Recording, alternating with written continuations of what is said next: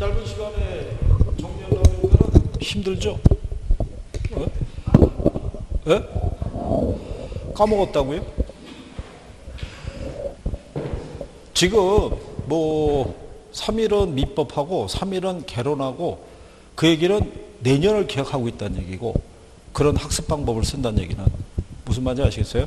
여러분의 기억력은 하루 반 이상을 못 넘어가요. 매일 봐야 돼요, 매일. 예? 매일. 그리고 냉정하게 얘기해서 이런 분들이 있어요. 1차가 성적이 한 50점에서 55점 사이. 2차를 보면은 공법이 한 3, 40점. 중개사법이 예를 들어서 한 50점에서 60점. 공시법이 또 한 3, 40점에 걸려 있는 분들이 있죠. 그분들이 지금 동차를 매진하고 있다는 얘기는 뭔가가 이상하잖아요. 그죠? 에? 아니, 이거 누구 보여주기 위한 시험이 아니잖아요. 현실적으로. 냉정하게 현실을 파악을 해서 선택과 집중을 잘 하셔야 될 때인 거예요. 지금은. 일주일 사이에 6개 과목을 마무리를 해서 점수가 현재 평균이 40점대 중반인데 그거를 15점을 올리겠다는 것도 참 매일 기도하면서 잘 거 아니에요. 그죠? 그거 얼마나 힘들겠어요. 그죠? 그런 분들이 시험 전날에 밤새려고 그런다고요. 아니, 그 364일을 그냥 있던 사람이 왜 전날 밤을 새려고 그러는 거예요? 예? 그냥 가야 될 거 아니에요, 그냥. 예? 냉정하게 얘기해서. 선택과 집중을 잘 하세요. 매일 봐야 돼요, 매일. 매일 안 보면 잊어먹어요. 이거를 드리는 취지가 뭐냐면 거의 긍정력이란 말이에요. 그죠? 아까 하나만 오류가 있다고 틀리게 해드렸죠? 기본적으로 긍정력이에요. 이 지문의 구성이. 그 왜 긍정력으로 했겠어요? 이거를. 여러분들이 기본서 이론 배우면 다 긍정력으로 돼 있죠? 시험장 가면 그 긍정력을 긍정과 부정으로 나눠서 물어보는 거예요. 그러니까 긍정에 대한 걸 내가 정확하게 정리가 돼 있으면 지문 안에서 구별할 수가 있다고요. 그죠? 연습을 시키는 거예요. 각인을 시키려고. 일주일 정도 남게 되면은 이 정도 분량 갖고 계속 돌아야 돼요. 돌다가 무슨 말인지 모르겠으면 기본서도 찾아보고 이것도 찾아보고 해서 내용을 확인을 하고 계속 돌아야 되는 거예요. 계속. 그래야지 이게 반복이 될 거 아니에요. 그죠? 지금 그래도 1차는 돼야 가족에게 할 말이 있는 거예요. 그죠? 여러분이 불행한 사태가 발생하죠. 바깥 양반은 눈빛으로 제압할 수 있어요. 그죠? 근데 애들 입은 못 막아요. 애들이 제일 먼저 알아요. 나가서 지 친구들에게 얘기해요. 앞만 봐도 우리 엄마는 떨어졌나 봐. 우리 아빠가 요즘 말도 못 붙여. 뭐 이런 것 있죠. 애들이 금방 하는 거예요. 그럼 뭐 유치원이나 학교에 말이 금방 돌죠. 그렇잖아요. 그럼 또 이상해지는 거예요. 아무개 엄마가 도전했는데 떨어졌다는 동 막 이렇게 되는 거예요. 옆집 여자 입은 막을 수 있다 없다? 못 막아요. 내공이 서로 비슷해가지고 막을 수가 없는 거예요. 그러니까 자, 지대론 있죠. 매년 나오는 애예요. 참고로 앞에서 부동산 예를 들어서 특성이 있죠. 여기 토지 자연 특성이 있죠. 그 다음에 수요와 공급의 탄력성이 있죠. 이거는 기본으로 물어보는 거예요. 그럼 지대론도 기본으로 출제해야 해요? 출제하는 거예요. 그럼 지대론 하면 생각나는 애들 뭐 있으세요? 또요? 이게 리카도의 무슨 지대? 튀네네.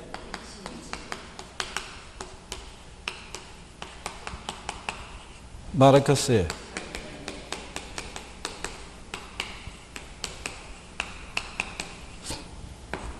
알론소의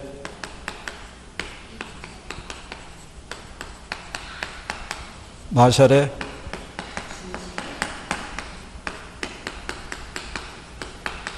파레토의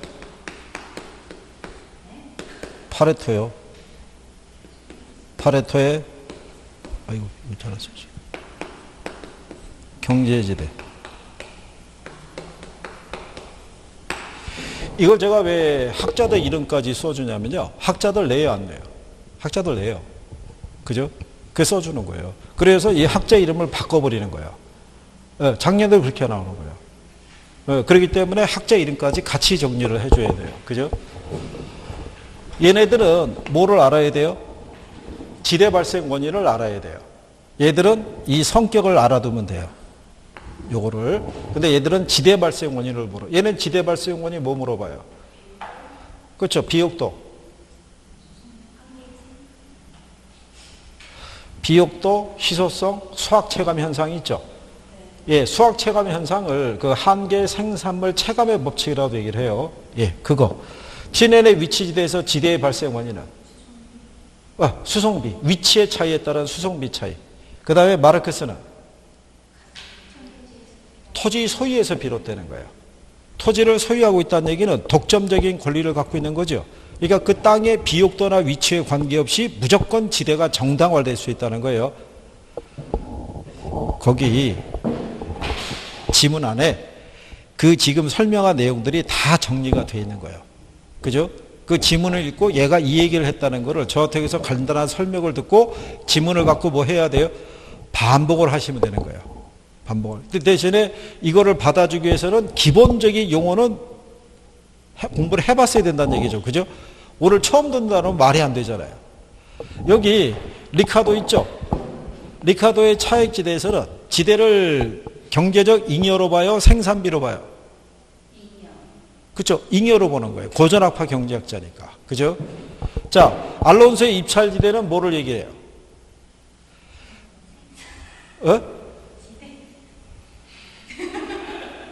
마샬의 준지대는요?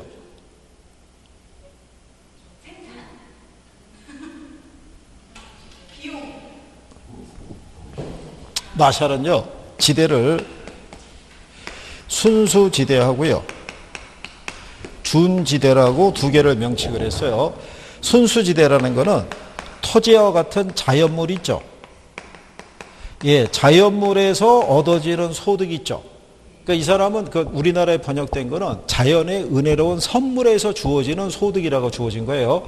근데 요 준지대라는 거는 건물 등과 같이 누구에서 생산이 된 거예요? 인간에 의해서. 그러면 여러분들이 가만히 생각해 보세요. 단기 있죠? 단기에 토지와 건물의 수요가 늘어났어요. 토지 공급 늘릴 수 있어요, 없어요? 단기에 공급 못 늘리겠죠. 건물도 단기에는 공급을 못 늘려요.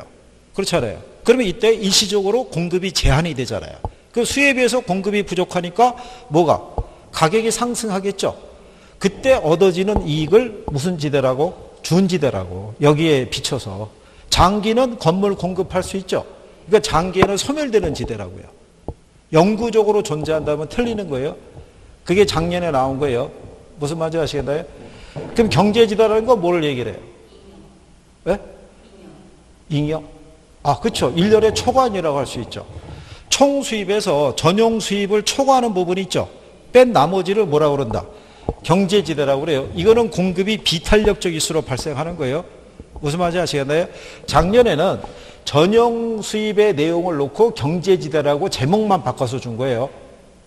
무슨 말인지 아시겠어요? 용어 정도는 알아두셔야 돼요. 전용 수입은 생산자가 생산을 하기 위해서 받아야 될 최소한의 보수예요. 혹시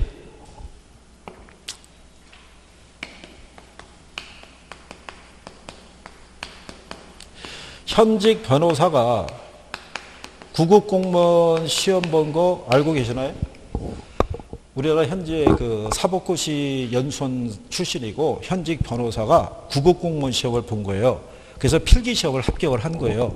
그러니까 그게 화제가 됐잖아요. 아니 변호사는 양반이 왜 공무원 시험을 그것도 구급 공무원 시험을 응시해서 이거를 봤을까? 그래서 면접 장소에 언론사에서 진을 치고 기다렸던 거예요. 이 사람이 보면 인터뷰하려고.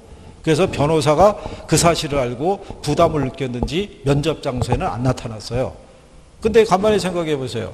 제가 잘은 모르겠으나 이 공무원 근무하시는 분이 연봉이 만약에 예를 들어서 3천 정도라고 가정하자고요. 변호사로서 업무를 수행해서 최저 연봉이 만약에 3천이라고 가정하자고요. 그러면 이 사람이 3천을 벌 수 있다면 굳이 공무원 시험을 응시를 안 했을 거란 얘기예요. 그죠? 사회적인 지위관계상 이 지위를 갖고 있는 게 더 유리할 수 있잖아요. 그죠? 근데 이 사람이 이거를 봤다는 얘기는 수입이 이거 미만이라는 얘기죠.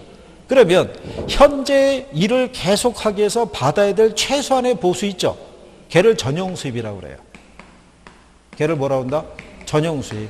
그런데 대형 로펌에 있는 변호사들은 연봉이 억대를 호가해요. 그렇죠? 그러면 그 사람들 왜 그렇게 높은 연봉을 받겠어요? 자, 요즘은 로스쿨 시대잖아요. 그죠? 그러면 사법연수원에 들어가는 사람들이 수백 명이에요. 그 중에서 대형 로펌에 스카우트 될 수 있는 사람은 사법연수원 시험이 성적이 한 3등 또는 5등 안에 들어가야 돼요. 그 사람들만 대형 로펌에 억대 연봉을 받고 스카우트해 가는 거예요. 무슨 말인지 아시겠나요? 요즘은 변호사도 인기 없어요. 명함 들고 자기도 영업하러 다녀야 돼요. 그게 수입이 여기에 못 미치는 사람들도 분명히 많다고요. 그런데 그렇게 성적 우수한 사람들은 희소하잖아요. 그죠? 그러니까 일반적인 사람들이 받는 것보다 더 높은 보수를 받을 수 있어요, 없어요? 있죠. 그런 게 경제지대라는 거예요. 그러니까 경제지대의 크기는 희소하면 희소할수록 더 많은 수익을 가지고 갈 수 있는 거예요. 무슨 말인지 아시겠나요? 그러니까 용어 정도는 알아두시는 거예요. 그래서 거기 자 10번에 가면 전용 수입 있죠. 11번에 가면 경제지대라고 있어요, 없어요? 있잖아요. 그래서 거기 지대론에 관한 그 내용 정도는 하나는 꼭 알아두셔야 되는 거예요. 그죠? 예, 그리고 또 하나는 여러분 시험상에서 얘는 박스 처리해서 나왔고요. 누구가 무슨 뭐에 대한 설명에서 출제했고요. 얘도 출제했어요. 근데 얘는 안 나왔거든요. 위치지대는. 근데 여러분들이 튀넨의 입지론이라는 제목을 달고 들어올 수 있어요.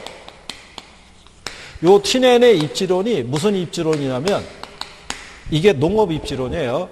이 농업 입지론이 무슨 이론이냐면 이게 고립국 이론이에요.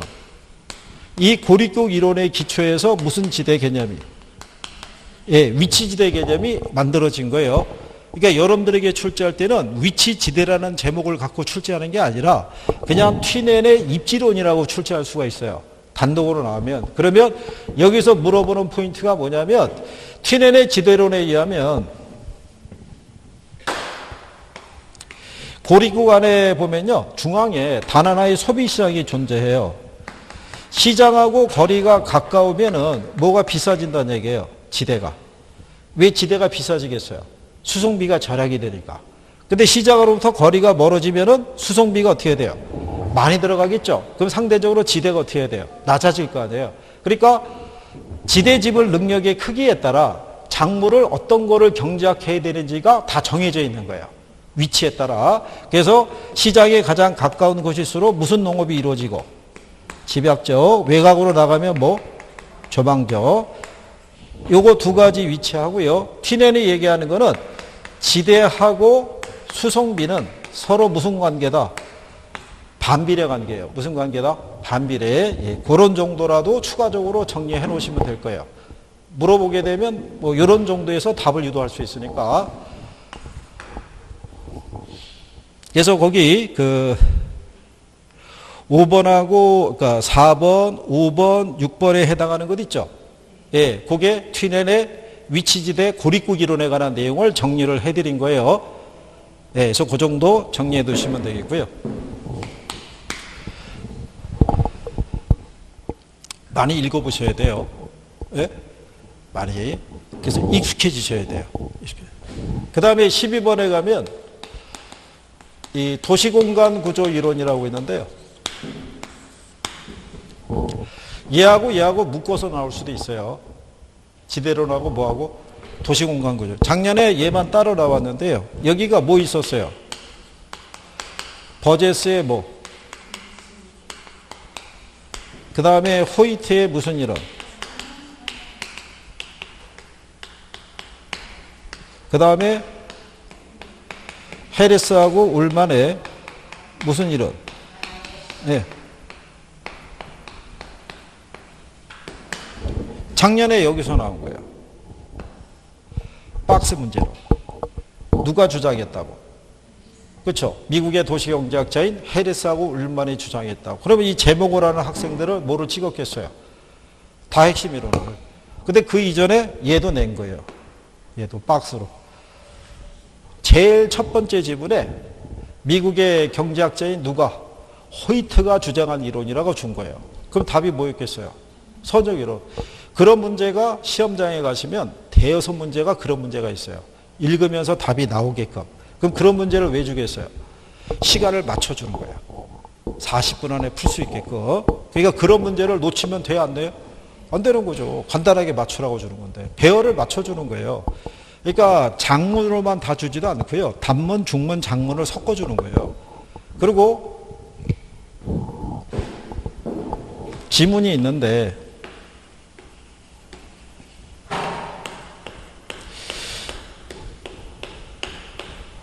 만약에 이런 식의 배열이면요. 얘를 먼저 봐야 돼요. 5번을. 1, 2, 3, 4번은 지문이 두 줄, 세 줄씩 다 돼 있는데 한 해만 지문이 짧아요. 그럼 걔가 답일 가능성이 있어요. 무슨 말인지 아시겠어요? 이 얘기는 무슨 얘기냐면 시간을 뺏는 거예요. 내용은 간단한 거예요. 내용은 간단한 건데 지문의 배열을 그렇게 해주면 사람 심리가 몇 번부터 읽고 내려와요. 1번부터. 그러다가 뭘 뺏는 거예요. 답은 맞춰도 되는 거예요. 다만 시간만 1번 충분히 뺏어가면 되는 거예요. 이게 시간의 압박이 중요한 거예요. 여러분들에게 2시간의 시간을 주고 80문제 풀라고 그러면 웬만하면 60점 다 맞아요. 근데 시간을 압박을 주잖아요. 그렇죠? 그리고 답안 마킹을 하면 80개를 한 번에 하면 안 돼요. 무슨 말인지 아시겠죠? 80개 한 번에 마킹하다가 자 80번 마킹해요. 그죠? 마킹을 했는데 하나가 남아요. 들어갈 게 없잖아요. 그거 어디선가 건너뛰었다는 얘기죠. 그거를 못 찾아요. 몇 분 안에? 5분 안에 못 찾아요. 그래서 경험이 많은 감독관은 5분 전에는 답안지 교체 안 해준다고 그래요. 답안지 교체 받아서 5분 안에 80개 마킹할 수 있어요, 없어요? 못해요. 떨려갖고 달달달달 거리다 끝나는 거예요. 그리고 감독관도 잘 만나야 돼요. 시간 학원에서 모의고사 보면은 여기서 버팅기는 분들 있죠. 예? 답안지 내라고 해도 못 들은 체하고 계속 하는 분들. 시험장에 가면 그런 거 없어요. 자, 스톱! 팔 내리세요. 올리면 부정행위로 간주합니다. 그러면 어떻게 돼요? 내려야 되잖아요. 내릴 수밖에 없잖아요. 근데 앞에 답이요, 다. 옮겨 적으면 맞는 거예요. 근데 못 옮기는 거예요. 그래 떨어진 사람도 있어요. 앞에 보고. 그러니까 그런 게 다 실전에 가면 다 통용이 되는 거예요. 그러니까 지금 이제 뭐 일주일 남겼으니까, 그죠? 그러면 그거를 어떻게 하냐? 저는 매년 시험장에 가요. 문제 난이도를 확인하기 위해서 여러분과 똑같이 접수해가지고 들어가가지고 오류가 있는지 없는지를 쭉 살펴봐요. 난이도도 살펴보고. 그래서 2인청 들어가는 게 있으면 알아서 다 올려줘요. 근데 여기서 안 올려도요. 2인청은 40문제 나오죠? 30개 이상이 2인청 들어가요. 근데 2인청이 받아주는 거는 1차는 특히 없어요. 그러니까 유행을 기다리서 와야 별 소용이 없어요. 그러니까 이런 거 잘 해서, 그죠? 몇 개만 맞춰야 돼요. 참, 걱정이란 얘기죠. 자, 여기 보시면, 버제스의 무슨 이론? 동심원 이론에서 포인트가 되는 건 뭐예요? 동심원 이론이라는 거.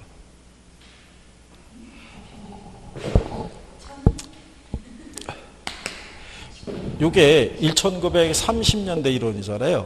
미국에서 해외 이주 노동자가 많이 유입되던 시기예요. 그 과정에서 도시의 공간 구조가 변화되는 것을 설명하는 건데, 원래는 이 도시가 미국의 시카고시를 배경으로 한 거죠.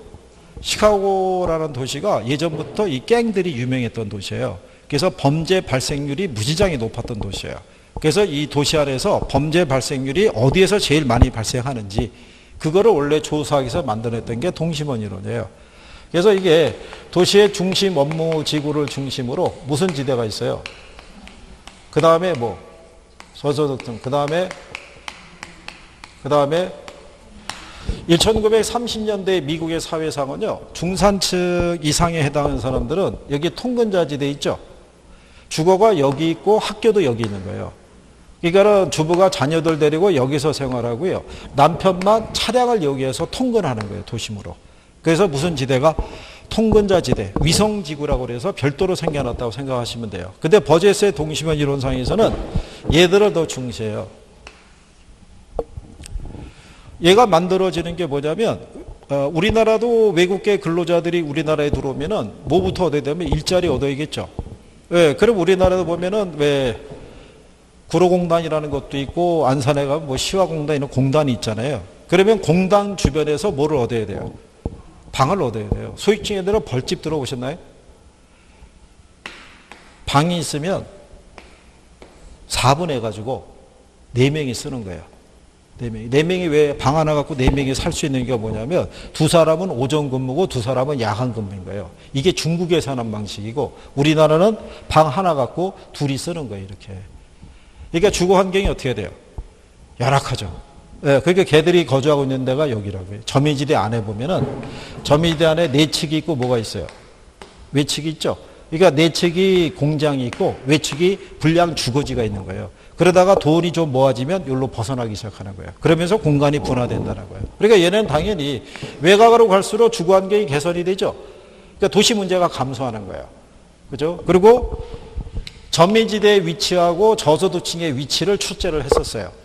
그러니까 위치 정도 알아두시면 되고. 그러면 호이트의 선형 이론은 도시의 팽창은 뭐를 중심으로 이어진다는 거예요? 여기가 도시의 중심이죠. 이렇게 교통축을 중심으로. 그러니까 얘네도 도시는 성장은 이렇게 원을 그리면서 성장하는 거예요. 하는데 뭐가 열리면 도로가 열리면 그 도로를 중심으로 해서 도심하고의 접근성이 좋아지죠. 그러니까 여기에 고급 주택지구가 생기는 거예요. 그러면 고급 주택지구에 입주하려고 그러면 뭐가 높아야 돼요? 소득이 높아야 되죠. 그래서 호이트의 선형 이론에서는 도시가 팽창하는 것은 뭐가 발달하고요? 교통의 발달과 더불어 소득의 증가가 중요한 역할을 한다고 얘기를 해요. 여러분 시험에 2번 나온 거예요. 교통의 발달에 기인하는 것이지 소득의 증가하고는 관계가 없다 그러면 틀리는 거예요. 대신에 호이트의 선형 이론에서는 누가? 고소득층들이 도심하고의 접근성이 양호한 지역에는 고소득층이 입주하는 거예요. 그러면 저소득층은 어디 있겠어요? 자, 여기 도심에 주거 환경이 정비가 되는 거예요. 도심 환경이 정비가 되면서 여기 있던 이 저소득층이 있죠. 얘네가 외곽으로 밀려나는 거예요. 공장지구가 이렇게. 그래서 고소득층 주변으로 누가 입주해요? 중산층이. 그래서 저소득층의 주거지구하고 고소득의 주거지구가 분리되기 시작하는 거예요. 그래서 주거분리라는 개념이 또 도입할 수 있는 게 무슨 이론? 선형 이론. 얘는 도시의 팽창이 복수의 핵을 중심으로 이루어지는 거예요. 그죠? 이런 기본적인 성격을 가지고 한번 쭉 읽어보시면 될 거예요. 그죠?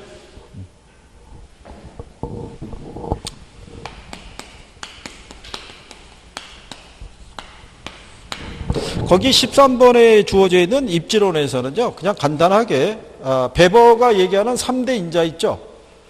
예? 베버가 얘기하는 3대 인자.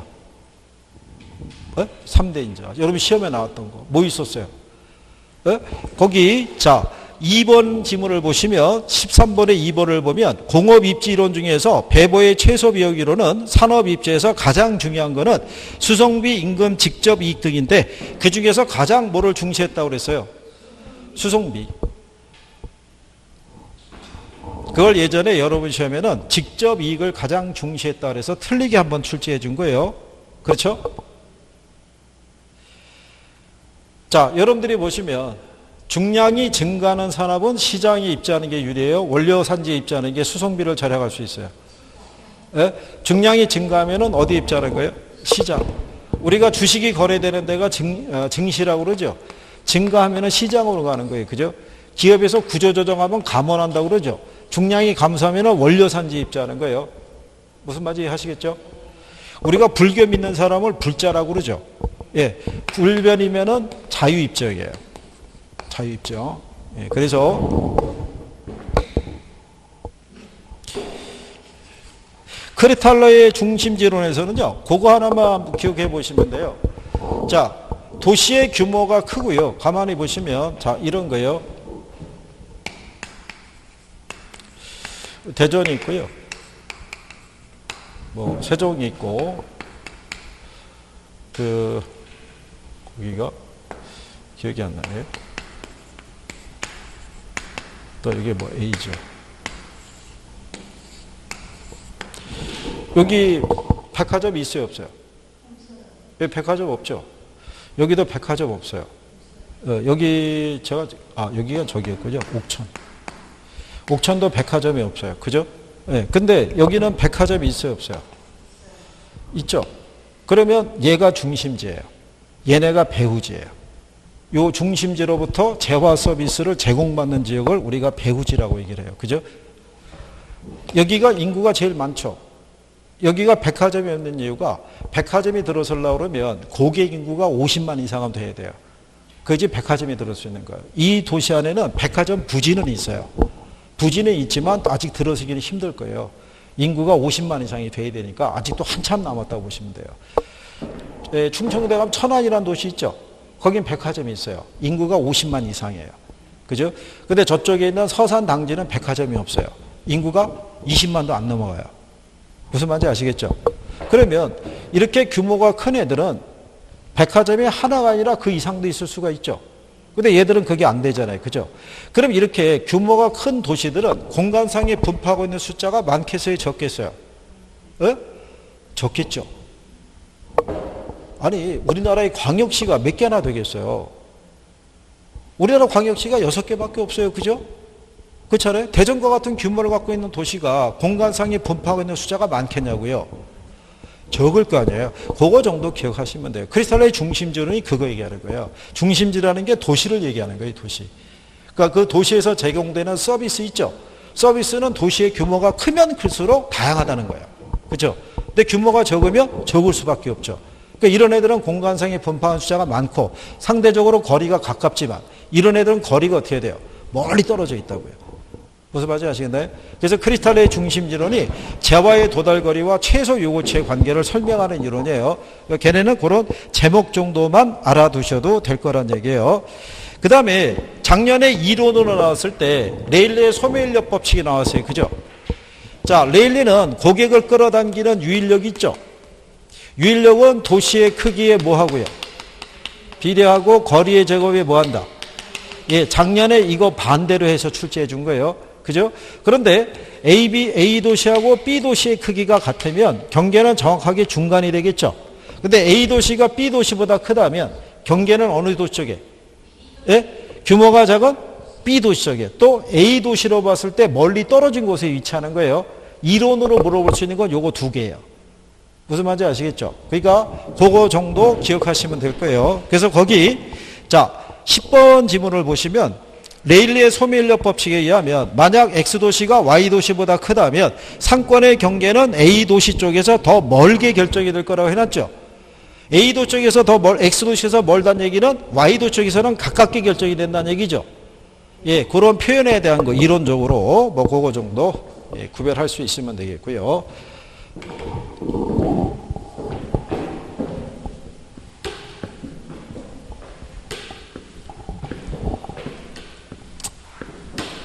자, 그 다음에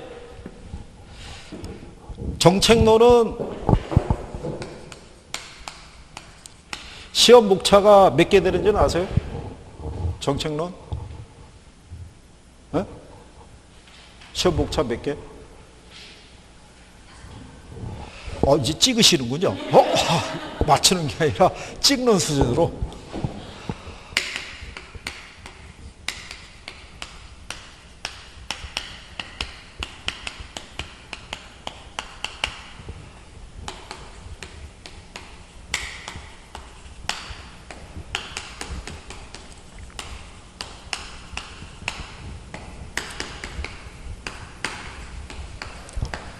이거 네 가지예요. 그러니까 기본으로 몇 문제 낸다는 거예요. 네 문제. 플러스 알파가 들어와요. 뭐가 바뀌면? 법령이 바뀌면. 법령이. 작년에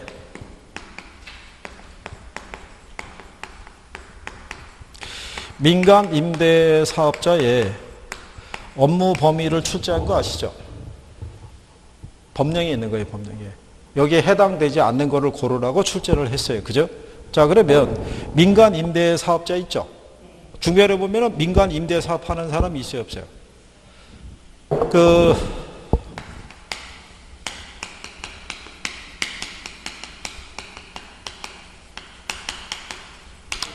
정부가 추진하는 건요, 법령에 의해서 장기 일반 민간 임대주택 사업을 하는 사람이 있죠. 예, 이 사업을 하게 되면 이거를 8년 동안 임대를 줄 수 있어요. 8년 동안. 네, 연 임대료는 5%를 초과하지 못하는 선에서 결정하도록 돼 있어요. 이게 여러분 시험에 2번 나온 거예요. 장기 일반 민간 임대주택이라고. 그러면 요때 이런 임대 사업을 하는 사람이 임대료 받을 때 현금 말고 신용카드, 직불, 선불, 임대료로 받을 수 있는 거는 뭐가 있겠어요?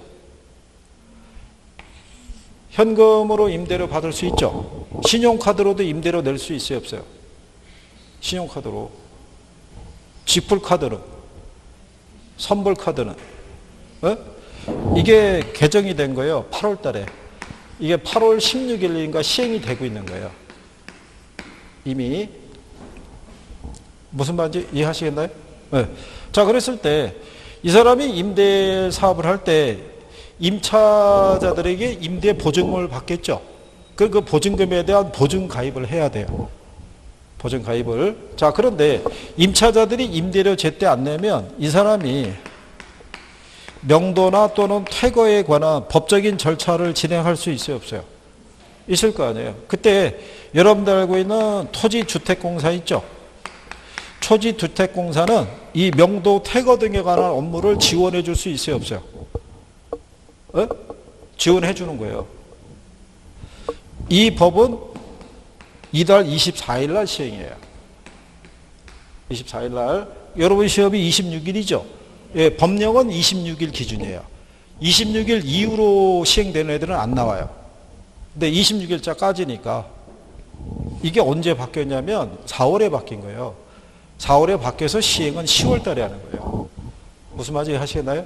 네. 그러니까 모르는 것보다는 알고는 들어가시란 얘기예요. 거기 해놨어요. 지문에 넣어놨으니까. 거기 16번 있죠?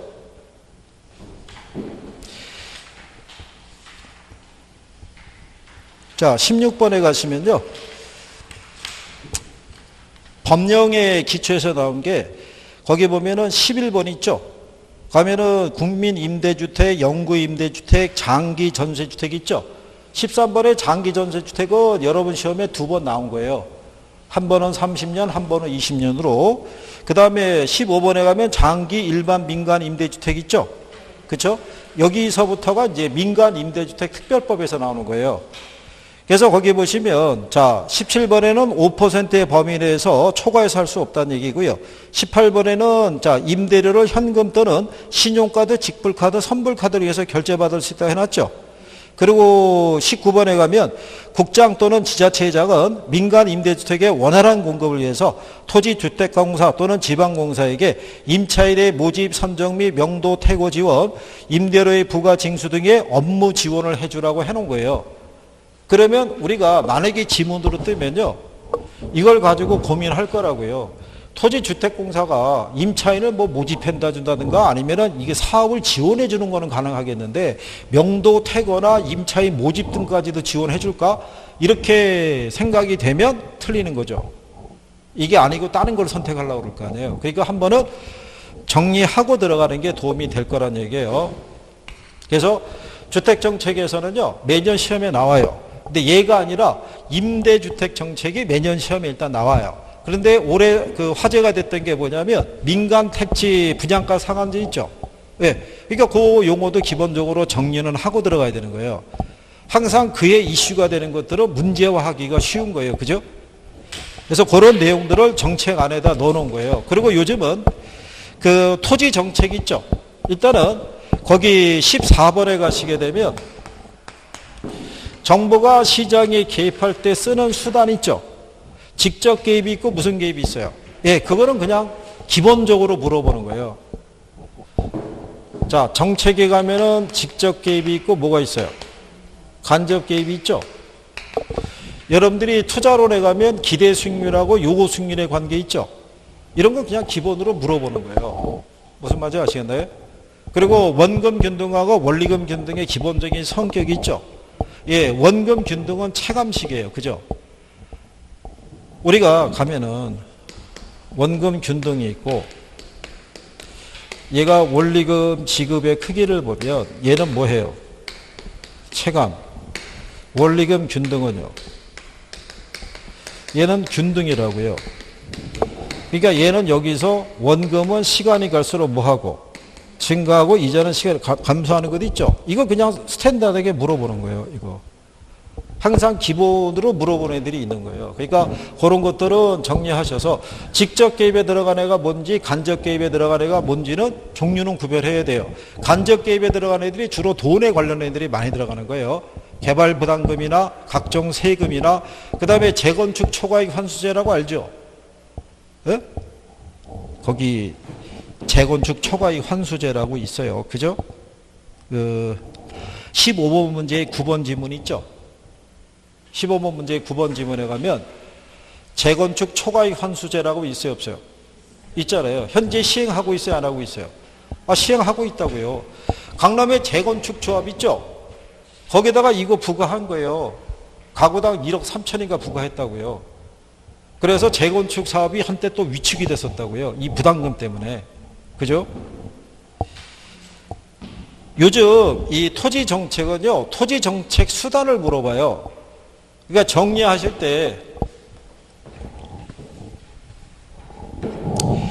15번에 가면 토지 정책이 있는데요. 토지 정책의 가장 큰 목표 중에 하나가 뭐냐면요. 시장에서 발생하는 뭐를 조정하기 위해서, 부의 외부 효과를 조정하기 위해서, 그 다음에 공공재로서의 뭐를 확보하기 위해서, 토지를 확보하기 위해서. 자, 그래서 부의 외부 효과를 조정하기 위해서 쓸 수 있는 제도가 뭐예요? 이게 지역지구제죠. 그러니까 요 지역지구 용도 지역지구제 관련된 용어들은 꾸준히 내요. 지구단위 계획도 내고 그 다음에 여러분들 아시는 토지 적성 평가제도 있죠.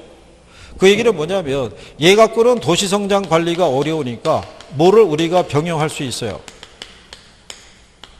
개발권 양도제. 우리나라 현재 도입이 돼 있다, 안 돼 있다? 안 돼 있잖아요. 근데 개발권 양도제를 하려고 그러면 개발지역으로 지정된 애가 있고 보존지역으로 지정된 애가 있죠. 그럼 서로 간에 충돌이 될 수 있어요, 없어요? 개발보다는 보존이 낫다, 보존보다는 개발이 낫다. 그거를 조정하는 제도가 뭐예요? 에? 그걸 조정하는 제도가. 에? 그게 토지 적성평가제도라고 그래요. 여러분 시험 지문에 한 4번 나온 거예요. 작년도 나온 거예요. 무슨 말인지 아시겠어요? 그러면 걔가 4번을 나왔다는 얘기는 한 번 쓴 애들은 계속 반복해서 써요, 안 써요? 쓰는 거예요. 여기도 안에 보면은 토지 적성 평가제도라고 있는 거예요. 그죠? 몇 번에 있냐면 10번에 있어요. 10번에 보시면 15번 문제 10번. 10번에 가시면 토지 적성 평가제도란 토지에 대한 개발과 보존의 경합이 발생했을 때 이를 합리적으로 조정하는 수단이라고 해놨죠. 그렇죠? 용어 정도를 그거를 바꿔서 낸다고요. 알아두시라는 거예요. 그죠? 그러면 공공재로서 토지를 확보하기 위해서 우리가 쓰는 제도가 뭐예요? 공공토지 비축제도라는 거죠. 여러분 시험에는 요걸 빼고 토지 비축제도 이렇게 나오기도 해요. 그죠? 우리나라에서는 이 토지 비축제도가 운영이 되고 있어요, 안 되고 있어요? 공공토지 비축에 관한 법률에 의해서 운영이 되고 있어요. 관리는 누가 하고? 토지주택공사가. 토지주택공사가 그게 지자체별로 관리한다고 해서 틀리게 한번 출제했었어요. 그게 현재 우리나라에서 시행하고 있는 거예요. 우리 교재상에서는 무슨 제도라고 그래요? 예, 토지은행 제도라고 얘기를 해요. 근데 얘를 사서 비축하려고 그러면 토지거래를 해야 되잖아요. 그죠? 그때는 법령에 의해서 뭐를 할 수 있어요? 선매. 이 선매는 강제 수용이 아니라 협의 매수인 거예요. 그죠? 그래서 얘도 나오고 얘도 내는 거예요. 그러니까 용어 정도는 알고 들어가야 되는 거예요. 그죠? 그렇지 않으면 이 정책편에서 나오는 용어가 다 낯설은 거예요. 그래서 순서에 입각해서 15번의 토지 정책에서 다 해놓은 거예요. 개발권 양도, 3번 개발권 양도제, 4번의 지구단위 계획, 5번의 공공토지 비축, 그 다음에, 거기 보시게 되면은, 10번이 토지 적성평가제도, 11번이 뭐냐면 토지 선매예요. 근데 얘네들의 가장 기본적인 근거는 법령에 기초하고 있다는 거예요. 어디에 기초하고 있다? 법령에. 이 학개론이 의외로 관련 법령이 많이 있어요. 근데 법령에서 출제해야 하네요. 출제하는 거예요. 법령에서. 그리고 15번 문제 맨 마지막 번호 가보시면요. 부동산 가격 공시 제도에 있어서 개별 공시가 있죠. 누가 공시해요?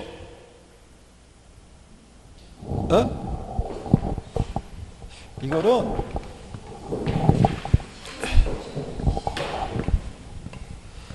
참고로요. 나중에 가시면 토지 그러면 표준지 공시지가 있고 개별 공시가 있죠. 예, 주택 그러면은 단독 주택이 있고 공동 주택이 있잖아요. 여기도 표준이 있고 개별 주택이 있죠. 여기서 개 들어간 애들만 시예요. 그죠? 나머지는 다 국장이라고요. 그래서 우리가 국시국이라고 그래요. 그죠? 그러면 개 들어간 애들만 뭐라고? 시라고. 그러면 무슨 의미가 있냐고요? 가서 맞춰줘야지. 이게 작년 기출문제였어요. 그죠?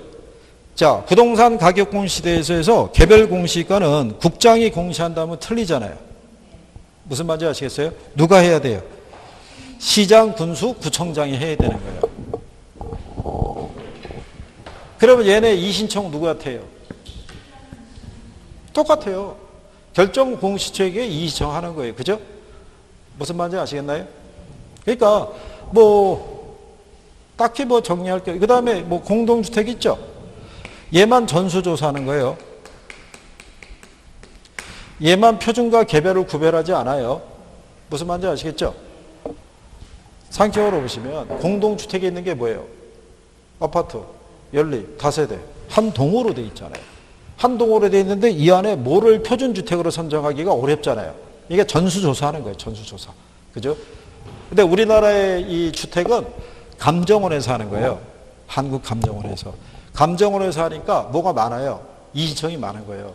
왜냐하면 감정원에 소속되어 있는 사람들이 다 감평사들이 아니라고요. 한국감정원에 있는 직원 중에서 한 30, 40%만 감정평가사고 나머지는 일반 직원이에요. 직원이 하니까는 제대로 평가가 잘 안 되는 거예요. 그러니까 이시청이 많을 수밖에 없는 거예요. 어쨌든 그거는 그렇게 수정하시면 되고요. 그 다음에 이제 주택정책에 관한 부분에서 임대주택 정책은 항상 기억하시는 거예요. 그렇죠? 임대료 규제 있죠. 임대료 보조 있죠. 자, 장기적으로 봤을 때 얘는 임대주택의 공급을 늘려줘요, 내려줘요? 얘는 감소시키고 얘는 증가시키는 거예요. 이게 기본이에요. 시험에서 가장 제목을 갖고 들어올 때는 요거 두 개 갖고 물어보는 거예요. 그래서 얘가 공급 과잉이 된다 이런 식으로 하면 틀리는 거예요. 무슨 말인지 이해하시겠나요? 임대료 보조를 하게 되면 장기적으로 공급은 증가하는 거예요. 그리고 공공주택 아시죠? 여기는 이쪽에 이론으로 안 나온 지가 꽤 오래된 거예요. 그러니까 여기는 요즘 나오는 게 조금 아까 얘기했던 공공주택 특별법이나 그죠? 민간 임대주택에 관한 특별법에 있는 법령을 기초로 내는 거예요. 제도를 안 물어보고. 그러니까 요즘 학계론에서 안 물어보는 게 뭐냐면 단기하고 장기 있죠? 예, 그 변화를 안 물어보는 거예요. 왜냐하면 여과 있을 때 단기하고 장기를 설명하려면 우리가 그래프를 그려드려야 돼요. 여기 임대료 보조 있죠? 예, 임대료 보조에서도 가격 보조에 관한 부분을 단기와 장기로 설명하려면 그래프를 그려서 설명해 드려야 돼요. 그러니까 요즘 그런 문제가 안 나오는 이유가 몇 분에 맞추기 위해서 40분에 맞추는 거예요. 40분. 그러니까 이론 안에서 복잡한 내용이 있죠. 시간을 많이 써야 되는 애들이 잘 안 나오는 거예요. 그 난이도는 뭐로 조정하겠어요? 계산으로. 난이도 조정하기 좋잖아요. 계산 문제는 다 어렵게 생각하잖아요. 그게 글로 몰아가는 거예요. 그러면 10문제가 나오면 10문제가 다 어렵냐? 그렇진 않아요. 그 안에서도 분명히 난이도는 분명히 조정이 돼요. 근데 계산을 좋아하는 사람보다는 싫어하는 사람이 더 많잖아요. 그럼 그분들은 시험지 페이지를 넓혔는데, 그죠? 이 안에서 여기 막 이렇게 박스로 해서 이렇게 계산 문제들이 이렇게만 보여도 어렵다는 느낌을 확 받는 거예요. 숫자 복잡하고 막 이렇게 돼 있으면. 그러면 얘 하나 푸느라고 이 면이 죽는 거예요. 그죠? 하면서 답을 맞출 수만 있으면야 뭐가 걱정이겠어요. 그래도 계속 계산에 목숨 걸면 손해예요. 네? 계산을 잘 하시면 모르겠는데, 그죠? 문제가 나올 때 푸는 요령을 알아야 되잖아요. 그게 안 되면 어려워요. 자, 옆에 17번에 가면 조세 정책 있죠? 예, 그거에서 여러분들의 아까 1교시에서 확인을 해봤더니 그래도 뭐 기본적인 실력은 있으신 것 같으니까. 그죠? 그건 아닌가요? 자, 만약에 정부가 조세를 부과를 해요. 수요자에게 부과할 수도 있고 누구에게? 공급자에게. 자, 정부가 조세 부과할 때 수요자에게 조세를 부과하면 수요자 부담이 커지고요. 공급자에게 조세를 부과하면 공급자 부담이 커진다. 그럼 맞겠어요? 틀리겠어요? 에? 정부가 조세를 부과할 때 수요자에게 부과하면 수요자 부담이 커지고요. 공급자에게 부과하면 공급자 부담이 커진다. 에? 맞아요? 틀려요? 에? 틀린 거예요. 자, 조세를 부과할 때요. 균형 상태에서는 쌍방기착이에요. 무슨 기착이다? 쌍방기착. 그러면 조세를 누가 더 많이 부담하겠어요? 에?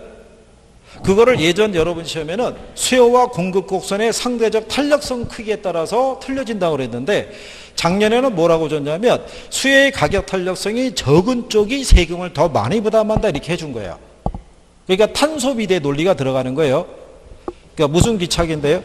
쌍방기착이에요. 쌍방기착인데 누가 더 세금을 더 많이 부담하냐는 것은 탄력성의 크기에 따라 틀린 거예요. 그걸 우리가 압축하면 뭐라고 그래요? 탄소 비례라는 거예요. 탄력적일수록 조세 부담이 적고 비탄력적일수록 조세 부담이 크다는 얘기예요. 무슨 말인지 아시겠어요? 지문이 나오면 단순하게 대입하시면 되는 거예요. 그래프를 그리는 게 아니고. 그리고 한쪽이 모두 부담할 수 있죠. 예, 모두 부담할 때 어떻게 돼요? 자, 우리가 수요가 완전 비탄력적이면 누가?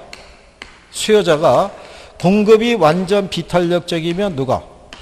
공급자가. 예를 들어서 이게 완전 비탄력적이면요. 앞에하고 뒤가 같아지는 거예요. 무슨 말인지 아시겠죠? 그러니까 토지 공급의 완전 비탄력적이라는 것은 탄력성이 0이라는 얘기죠. 토지 공급의 가격 탄력성이 0일 때 조세를 부과하면 전부 누가 부담하겠어요? 토지 소유자가. 그게 여러분 시험에 답으로 준 거예요. 재작년에. 네?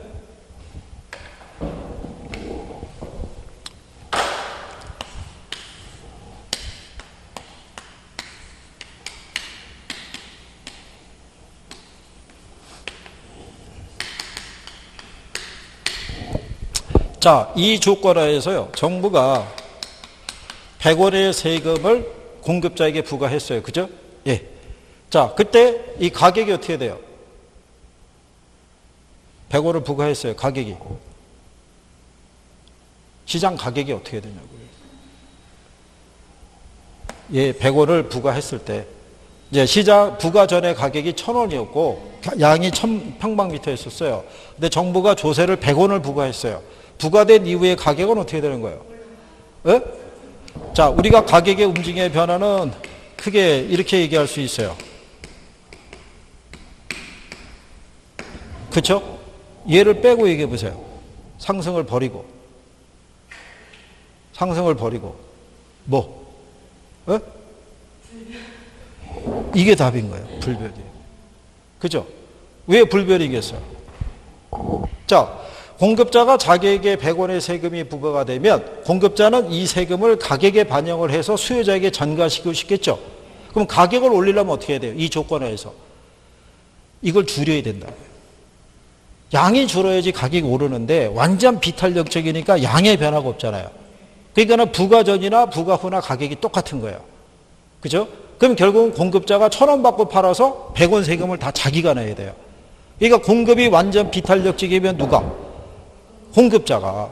그러면은 이 상태에서는 조세를 부과하더라도 조세 전가도 발생하지 않고 사회적 후생 손실도 발생하지 않죠. 그거를 주장한 사람이 헨리 조지라는 사람이에요. 그래서 헨리 조지라는 사람은 토지에 부과하는 조세가 가장 이상적인 세금이라고 얘기하는 거예요. 자원 배분의 왜곡도 처리하지 않고 조세의 전가도 발생하지 않는 가장 효율적인 세금이 토지세라고 주장한 거예요. 무슨 말인지 이해하시겠나요? 네. 그래서 여러분 시험에는 이렇게 준 거예요. 토지 공급의 가격 탄력성이 0일 때 조세 부과하면 전액 누가? 토지 소유자가 부담한다고. 공급자의 또 다른 표현이 소유자, 매도자 뭐 이렇게 할 수 있죠. 무슨 말인지 아시겠나요? 네? 네. 이게 답이었어요. 5번 질문으로. 이렇게. 그래서 완전 비탄력적일 때는 요것만 알면은 단순 대입인 거예요. 시험에서 나오시더라고, 이게. 그래서 이 조세 정책에서는 그런 정도까지는 구별하시면 되겠고요. 그 다음에 우리나라의 부동산 보유세 아시죠? 예. 보유세는 뭐가 있어요? 국세가 종부세고 지방세가 재산세죠. 작년에 이 종부세를 출제한 거예요. 그죠? 종부세하고 재산세 이 과세 대상과 세율은 같아요? 틀려요? 틀리겠죠? 예. 그 정도까지 추가적으로 나오면은 정리 좀 해 두시면 될 거예요. 자, 거기까지 정리해 본 거예요. 자, 잠깐 쉬었다가 투자를 이후에 중요한 거 정리하시면 되겠고, 여기 투자하고 금융은